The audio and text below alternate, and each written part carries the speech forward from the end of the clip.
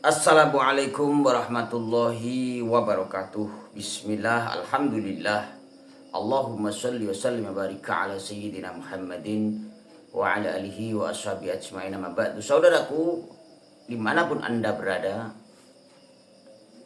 memang Raja Clyde, ya, lagi-lagi benar-benar kaum ini, klan ini adalah klan yang benar-benar Raja klaim di dunia. Pertama, klaim Rasulullah sebagai kakeknya, klaim pahlawan Indonesia sebagai leluhurnya, klaim beberapa makam-makam keramat sebagai leluhurnya. Terus banyak sekali klaim-klaim, ya, klaim kemerdekaan, klaim sejarah NU diklaim. Ini yang paling parah lagi, ini yang baru-baru ini digugat, ya, Habib Syekh terlibat klaim hak cipta. Beliau mengklaim hak cipta lagu Yalal Watan yang sekarang sedang diminta klarifikasi oleh keturunan bawahan. Bagaimana lagu Yalal Watan bisa diklaim hak cipta oleh Habib Syekh? Memang benar-benar habis. Kaum Ba'alawi ini, klan Ba'alawi ini, siapa lagi yang bisa kita percaya? Siapa sekarang yang bisa kita percaya? Dari tokoh solawat Habib Syekh tidak bisa dipercaya. Sebelumnya Habib Syekh menyatakan Habib Rizik gurune NU. Waduh, parah, ya kan? Habib Lutfi terlibat, diduga aktor di balik semua makam-makam palsu, dan sampai sekarang belum ada klarifikasi dari beliau. Lagi Jatman, ya kan, yang alhamdulillah kemarin sudah diambil alih oleh PBNU. Memang luar biasa, dan sudah waktunya, selayaknya kita masyarakat Indonesia bangkit, sadar bahwa mereka memang Raja klaim, hanya klaim semata yang tidak punya bukti apapun untuk klaimnya. Mengenai Habib Syekh yang digugat oleh keturunan bawah Rasulullah, mari kita simak videonya. Nah, saya coba tracking, memang di sini ada di Spotify lagu Yalal Watan. Kemudian di bawahnya Habib Syekh bin Abdul Qadir As-Segar. Di situ memang di sini tidak dicantumkan ciptaan Kiai Haji Wahab Hasbullah, tetapi di running text cuman Habib Syekh bin Abdul Qadir As-Segar. Kira-kira Anda akan mensomasi Habib Syekh atau siapa? Ya, mungkin dalam tayangan ini kita minta kepada Habib Syekh klarifikasi.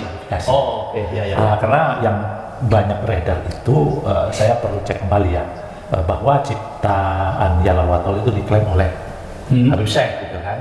Yang beredar kan begitu. Oh, di medsos ya? Ya, di media sosial ramai itu yang menciptakan Yalal Watan Habib Syekh. Banyak menanyakan ke dalam pada saya, apa benar ini Gus yang menciptakan? Bukankah NU itu sudah tahu, kalau namanya NU tahu bahwa yang menciptakan Yalal Watan Kiai Wahab Hasbullah, kok tiba-tiba sekarang ada yang menciptakan bukan Kiai Wahab, gitu.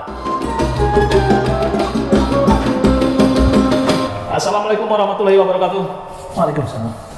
Pemirsa Pada Suara TV, saya Sumaras bertandang ke kantornya Gus Saifuddin. Apa kabarnya, Gus? Alhamdulillah baik.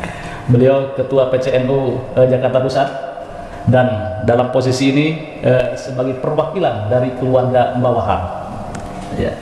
Jadi begini, Gus. Ya. Jadi di medsos ini ramai nih tentang klaim hak cipta lagu Yalal Watan, ciptaannya Mbah Wahab. Nah, saya coba tracking, memang di sini ada di Spotify lagu Yalal Watan. Kemudian di bawahnya Habib Syekh bin Abdul Qadir As-Segar. Di situ memang di sini tidak dicantumkan ciptaan Kiai Haji Wahab Hasbullah, tetapi di running text cuman Habib Syekh bin Abdul Qadir As-Segar. saya tidak tahu ini masalah polemik ini gitu ya. Tetapi kita coba Gus mengkritisi. Kira-kira tanggapan dari keluarga seperti apa Gus? Ya, pertama tentu sangat menyayangkan kalau ada klaim-klaim sepihak atau klaim yang dilakukan oleh pihak luar bahwa Yalal Wathon itu diciptakan bukan oleh Mbah Wahab. Nah, ini sangat disayangkan. Kita ada bukti bahwa, dan ini memang kita lakukan oleh keluarga karena suatu saat dikhawatirkan ada klaim-klaim, maka tanggal udah tahun 2021 pihak keluarga ini sudah mendaftarkan ini. Jadi sudah pencatatan hak cipta bahwa Yalal Wathon itu yang menciptakan adalah Mbah Wahab. Jadi tidak boleh ada orang-orang atau baik siapapun yang mengklaim bahwa lagu itu diciptakan diklaim dimiliki oleh salah satu, misalkan oleh Habib Syekh, itu tidak boleh. Karena itu juga akan melanggar hak intelektual, hak cipta, dan tentu merusak sejarah ini. Nah, ini yang kita sayangkan dari pihak keluarga. Ya baik, ini saya coba ini Republik Indonesia, Kementerian Hukum dan Hak Asasi Manusia, surat pencatatan ciptaan dalam rangka perlindungan ciptaan di bidang ilmu pengetahuan, seni dan sastra berdasarkan Undang-Undang Nomor 28 Tahun 2014 tentang hak cipta, dengan ini menerangkan nomor dan tanggal permohonan 17 November 2021. Nama Kiai Haji Abdul Wahab Hasbullah, alamatnya Tambak Beras. Pemegang hak cipta, nama ini ke Hajah Mahfudoh Ali Ubed Hajah Hizbiyah Rahim dan kawan-kawan. Kewarganegaraan Indonesia. Jenis ciptaan lagu dalam kurung musik dengan teks. Judul ciptaan Subhanul Wathon. Nah, jadi ini sudah sebagai bukti bahwa ini sudah ada hak cipta. Informasi ini mudah-mudahan tidak ada lagi yang mengklaim, karena itu akan merusak sejarah. Ya, baik. Kalaupun katakan tidak mengklaim bahwa ciptaannya di situ, tapi melihat bahwa apakah Anda tidak merasa tersinggung ketika orang mengaransemen? Ini kan kalau dari sini, dari Spotify ini kan Habib Syekh mengaransemen lagu tersebut kemudian menyanyikan. Apakah ada koordinasi dengan pihak keluarga? Ya, kalau menyanyikan itu boleh, menyanyikan siapa saja boleh. Itu memang sudah artinya kebanggaan bagi NU atau bangsa Indonesia untuk menyanyikan itu. Tapi kalau ada motif ekonomi atau motif komersial, tentu intinya harusnya minta izin kepada keluarga. Jadi kalau ini ada motif ekonomi atau komersial, tidak koordinasi dengan keluarga, Anda sebagai perwakilan keluarga menyayangkan ini, Gus, ya, sikap ini. Ya, karena jangan jangan sampai mereka yang menikmati nilai-nilai ekonomi, keluarga, ya tentu kita tidak nyaman lah kalau tidak keluar lah. Jadi kayaknya mau izin kan gitu. Mestinya kan seperti itu. Ya mungkin ini kepada siapapun yang ketika menciptakan sebuah lagu atau karya seseorang, termasuk di sini Yalal Wathon kan, Subhanul Wathon kan ya, yang menyanyikan dengan kepentingan untuk komersial, mestinya harus ada kulonowun ke keluarga, kepada pemegang hak cipta gitu ya. Nah, kira-kira Anda akan mensomasi Habib Syekh atau siapa? Ya, mungkin dalam tayangan ini kita minta kepada Habib Syekh klarifikasi.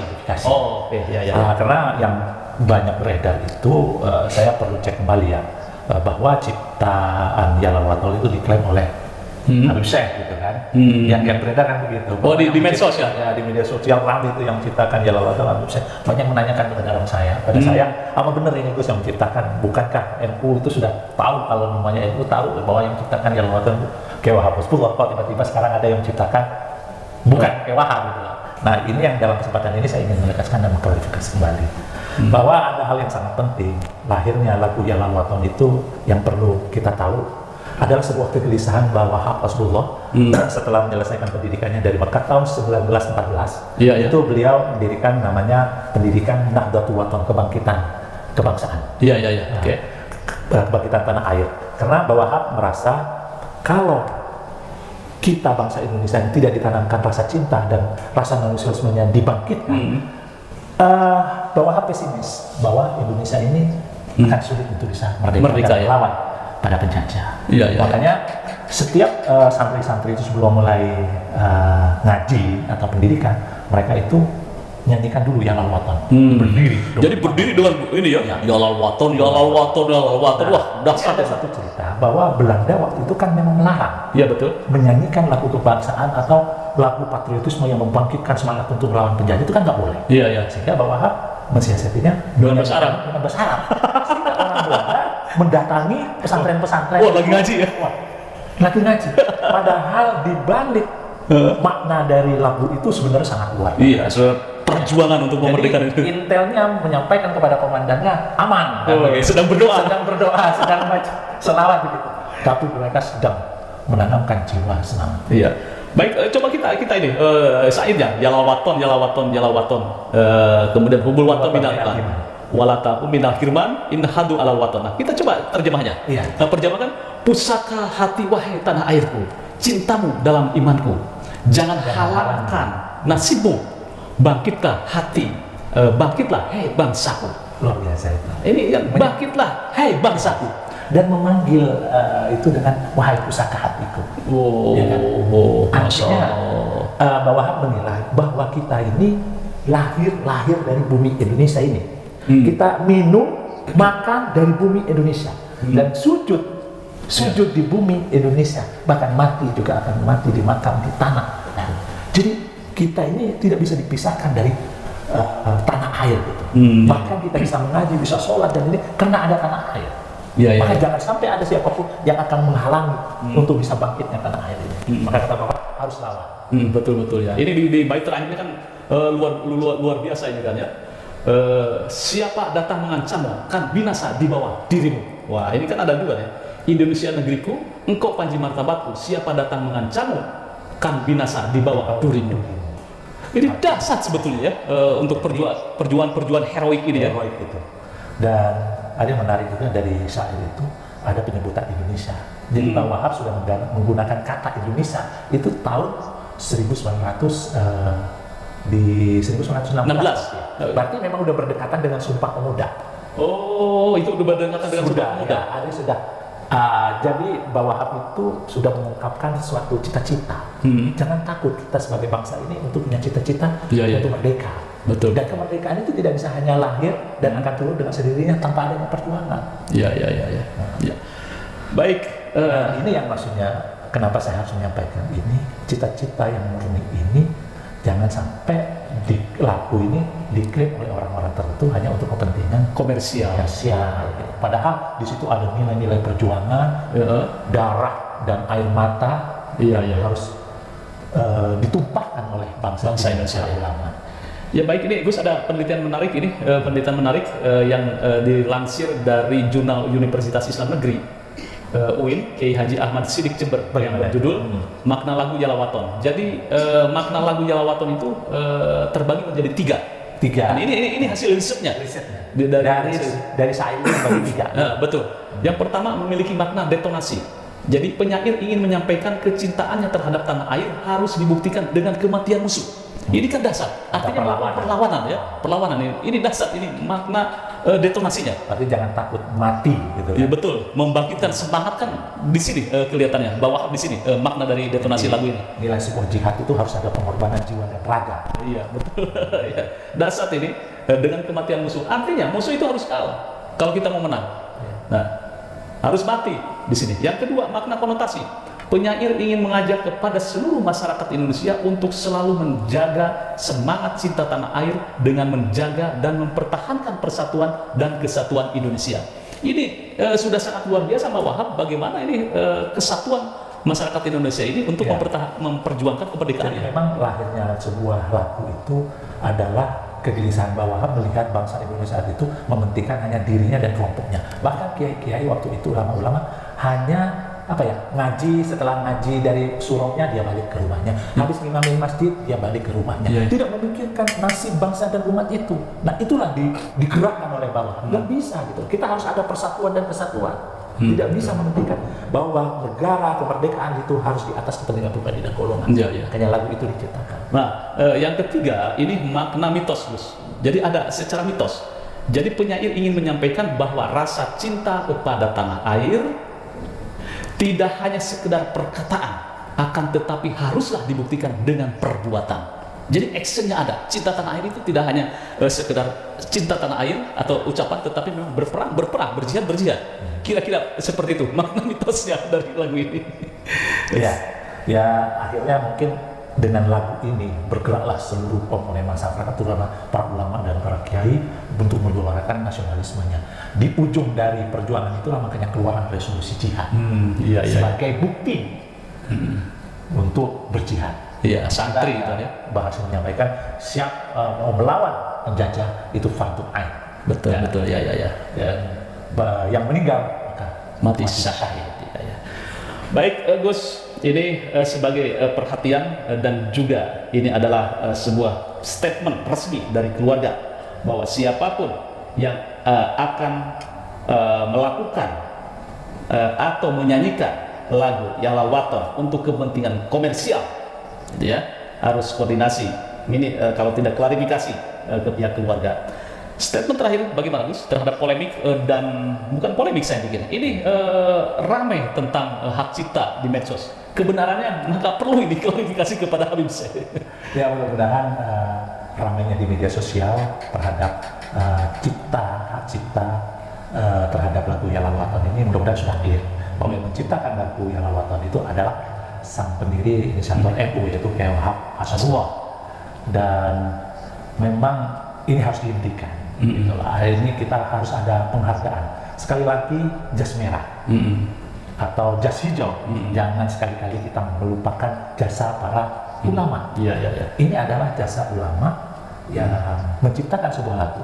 Itu kita tidak boleh menafikan atau melupakan. Ya. Baik, pihak keluarga menunggu klarifikasi dari Habib Syekh. Ya. Ya, kami Dan membuka secara terbuka bagaimana Habib Syekh untuk klarifikasi terhadap isu ini. Gitu kan ya. Apakah benar mengklaim hak cipta, tetapi ini bukan sekedar hak cipta, tetapi memang ini adalah perjalanan sejarah. Mungkin ini tidak terasa karena dalam bentuk nyanyian bisa saja nanti 50 tahun aransemennya apik, kemudian suaranya bagus, maka orang-orang generasi milenial akan melihat di situ ciptaan dari Yalla Waton adalah seperti yang di Spotify. Ini yang benar yang kita takutkan, kita khawatirkan 5 atau 10 tahun yang akan datang generasi milenial sudah tidak tahu lagi pencipta yang sebenarnya. Ya. Nah, makanya banyak yang tidak hanya lagu Yalla Waton, banyak pembelokan sejarah bahwa yang mendirikan NU adalah salah satu Habib gitu, yang tidak pernah ada di catatan sejarah NU. Makam-makam yang sudah dibelokkan, ini berbahaya. Nanti kita akan kehilangan jati diri kita sebagai bangsa Indonesia, sebagai pejuang, sebagai penerus perjuangan Wali Songo. Nah, apalagi nanti yang menyebarkan Islam bukan Wali Songo, ini bahaya lagi. Nah, kalau sudah jati diri ini hilang, itu sama saja kita tercabut akar pohon dari akarnya. Kalau sudah tidak ada jati diri lagi, itulah kehancuran Indonesia dan bangsa ini. Baik, khususnya untuk NU gitu ya.